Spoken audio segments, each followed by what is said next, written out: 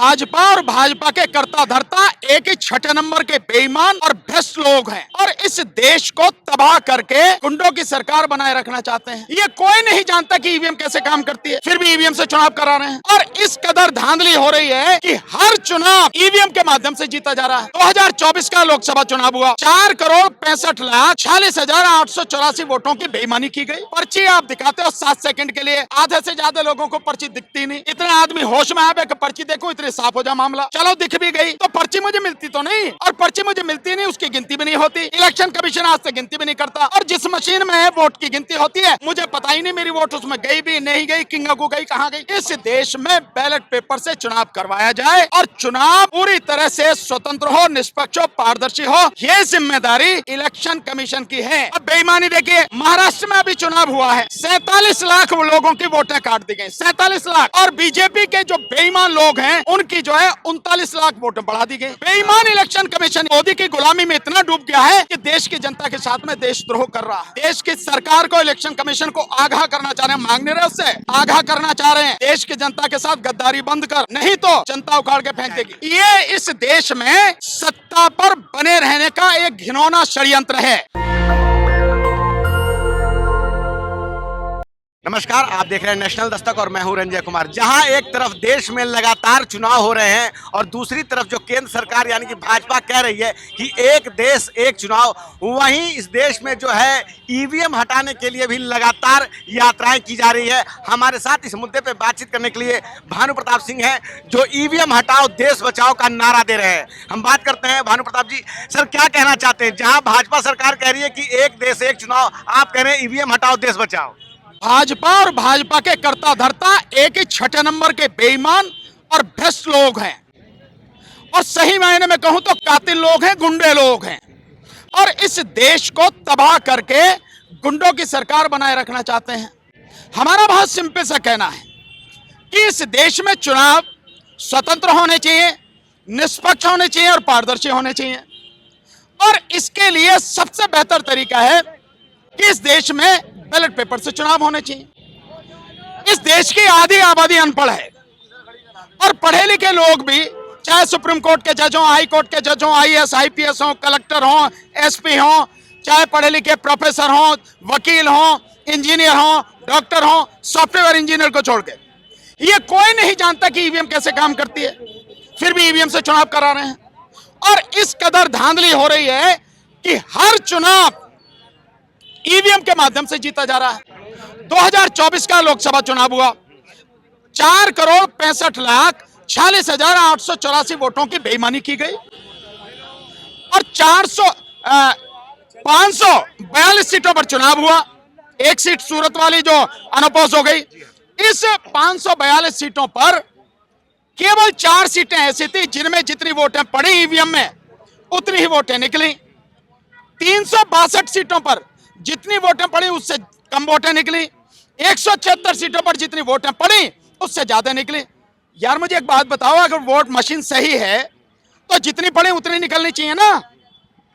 Note गिनने वाली machine है, उसमें जितने नोट डालोगे उतने तो बताएगी कि इतने हैं, या और कोई भी चीज है जितनी डलेगी उतनी निकलनी चाहिए। यहाँ कम भी निकल रही है, ज्यादा भी निकल रही है, जिसकी वजह से 79 सीटें यानी 79 सीटें जीतकर बीजेपी आई, सरकार में बैठी है। ये 79 सीटें माइनस कर दीजिए, 160 पे बीजेपी टिक जाएगी। ये ना, हम सिंपली ये चाह रहे हैं कि भाई इस देश के वोटर को, इस देश के नागरिक को इतना हक बनता है कि मैं जिसको वोट दे रहा हूं वो प्रक्रिया जिसके माध्यम से दे रहा हूं ऐसी हो कि मुझे समझ में आती हो, मैं समझता हूं जिसको, वो प्रक्रिया होनी चाहिए और मैं जिस कैंडिडेट को, जिस पार्टी को वोट देना चाहता हूं मेरा वोट उसी को जाए, उसी के खाते में गिना जाए। अब मशीन की बात, मशीन 4 तरह की मशीन होती हैं। एक तो होती है वो आपकी बैलेट यूनिट जिसमें बटन दबाते हैं, एक होती है कंट्रोल यूनिट जिसमें वोट गिनती होती है, और एक होती है वीवीपैट जिसमें पर्ची दिखती है। अब बड़ी अजीब बात है, और एक चौथी होती है सिंबल लोडिंग। उस सिंबल लोडिंग कहता है, इलेक्शन कमीशन कहता है बाहर से जुड़ी नहीं, तो तेरे बाप से जुड़ी हुई है। ये जो है जब कंप्यूटर से जुड़ी है, सिंबल लोड हो रहा है, बाहर से जुड़ गई नहीं जुड़ गई। सो जो आप ये कर रहे हो, पर्ची आप दिखाते हो 7 सेकंड के लिए, आधे से ज्यादा लोगों को पर्ची दिखती नहीं, इतने आदमी होश में आवे कि पर्ची देखो इतनी साफ हो जा मामला। चलो दिख भी गई तो पर्ची मुझे मिलती तो नहीं, और पर्ची मुझे मिलती नहीं उसकी गिनती भी नहीं होती। इलेक्शन कमीशन आज तक गिनती भी नहीं करता, और जिस मशीन में वोट की गिनती होती है मुझे पता ही नहीं मेरी वोट उसमें गई भी नहीं गई, किंगा को गई, कहां गई, पता भी नहीं। हमारा सिंपल कहना है इस देश में बैलेट पेपर से चुनाव करवाया जाए, और चुनाव पूरी तरह से स्वतंत्र हो, निष्पक्ष हो, पारदर्शी हो। यह जिम्मेदारी इलेक्शन कमीशन की है। भारत के संविधान के अनुच्छेद 324 के तहत इस देश में जो व्यक्ति 18 साल का हो गया उसका वोटर लिस्ट में नाम हो, और जो चुनाव हो वो पूरी तरह से स्वतंत्र, निष्पक्ष, पारदर्शी हो। अब बेईमानी देखिए, महाराष्ट्र में अभी चुनाव हुआ है, 47 लाख लोगों की वोटें काट दी गई, 47 लाख। और बीजेपी के जो बेईमान लोग हैं उनकी जो है 39 लाख वोटें बढ़ा दी गई, वो तब भी नहीं जीत रहे। उसके बावजूद भी इलेक्शन कमीशन के माध्यम से 76 लाख वोटों की बेईमानी की, वो बढ़ाई गई, और तब बीजेपी उसके माध्यम से 120 सीटें ज्यादा जीत कर आई। मतलब इस तरह से धांधली हो रही है। और हम इस मामले को लेके कल से हमने शुरू करी है। कल 11 बजे से बाबा साहब डॉक्टर अंबेडकर भवन, रानी झांसी रोड, दिल्ली, वहां से हमने ये यात्रा शुरू करी। वहां से होते हुए हम पहाड़गंज, पचकुया रोड होकर पहाड़गंज से निकल के हम उसका थाना सदर रोड, और वहां से बाड़ा हिंदुरा, पहाड़ी धीरज होते हुए वहां पे बर्फखाना से मलकागंज, और वहां से दिल्ली यूनिवर्सिटी, वहां हमने खत्म करी अपनी यात्रा। और आज हमने ये यात्रा अपनी शुरू करी यहाँ से 5वें पुस्ते से, वहां से शुरू करके इस समय अब हम आपके बीच में सीलमपुर में हैं। आप लोगों को देख रहे हैं क्या लोगों के अंदर जज्बा है। हम सिंपल सा ये कह रहे हैं कि ये चुनाव बैलेट पेपर से हो। बेईमान इलेक्शन कमीशन ये कहता है, जो छटा हुआ बेईमान है और मोदी की गुलामी में इतना डूब गया है कि देश की जनता के साथ में देशद्रोह कर रहा है, वो ये कहता है कि मैं जो कह रहा हूं वो सही है, मेरी बात मान लो। अबे तेरी बात क्यों मान ले हम?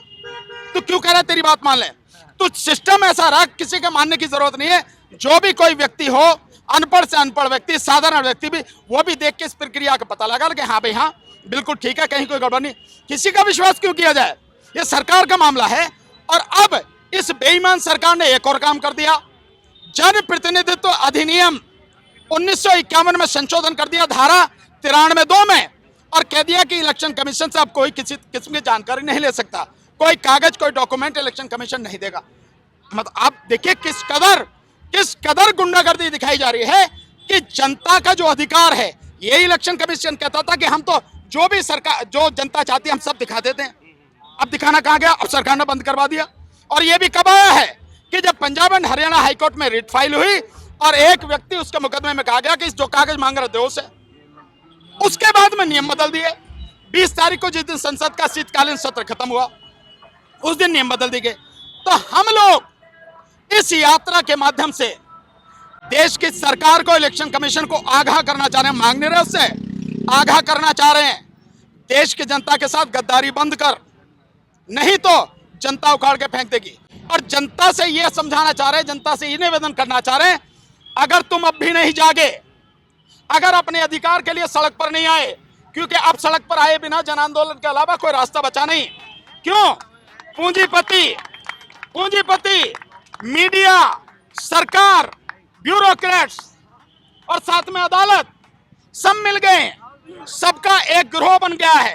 ये सारे के सारे इकट्ठे हो गए हैं, और आज की तारीख में आप कहीं से कुछ भी नहीं हासिल कर सकते। तो जब ऐसी स्थिति आ जाती है तो जनता को सड़क में निकलना पड़ता है, जन आंदोलन। और इस देश में जन आंदोलन हुए, तुम भूल नहीं गए होगे, CNRC का आंदोलन मुसलमान समाज के लोगों ने किया, मुस्लिम समाज की बहन बेटियों ने जबरदस्त तरीके से आंदोलन किया। मैं उस आंदोलन में पूरी तरह साथ रहा, आपने वो लड़ाई जीती।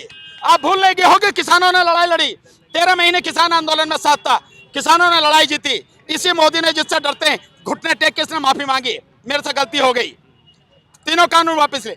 हम यही चाह रहे हैं। और एक आपके माध्यम से एक बात, दिल्ली में चुनाव होने वाले हैं, आज 26 दिसंबर है, फरवरी में दिल्ली में चुनाव होने। मैं लिख के दे रहा हूं, अगर ईवीएम की लड़ाई नहीं लड़ी गई, ईवीएम को हटाने की, बैलेट पेपर लाने की, और ईवीएम से ही चुनाव अगर दिल्ली का हुआ, तो कांग्रेस और आम आदमी पार्टी, तुम कितने भी घोड़े खोल लेना, अगर तुम जीत जाओ, जो कानून में बदलाव कर दिया चुनाव से ठीक पहले, ये पक्का कर लिया मोदी ने कि इस बार दिल्ली में मोदी की सरकार बनेगी, बीजेपी की सरकार बनेगी। तो अगर इसे रोकना है, सड़क पर उतरना पड़ेगा, नहीं तो तुम कुछ भी कर लेना, जीतोगे नहीं। मैं आगाह कर रहा हूँ, समझा रहा हूँ। सर बस एक सवाल और है कि सुप्रीम कोर्ट भी आप लोगों की बात नहीं सुन रहा है, सर क्या कहना चाहेंगे? ये बात मैं बहुत पहले कह चुका, आप अपनी वीडियो देखिए, मैं बहुत पहले कह चुका, इस देश की अदालतें मर चुकी हैं। मैं 31 साल से वकालत कर रहा हूं। अगर सुप्रीम कोर्ट से न्याय मिलता होता तो मैं कब की रिट डाल देता। मैंने रिट डाली? कोई नहीं डाली ना। मैंने सुप्रीम कोर्ट में कोई इसी तरह की लड़ाई ली? मैंने किसानों से भी मना किया, किसानों ने मेरी बात मारी और किसानों ने कहा कि हम नहीं जाएंगे आज सुप्रीम कोर्ट में। सुप्रीम कोर्ट में न्याय नहीं मिलेगा, हाई कोर्ट में न्याय नहीं मिलेगा।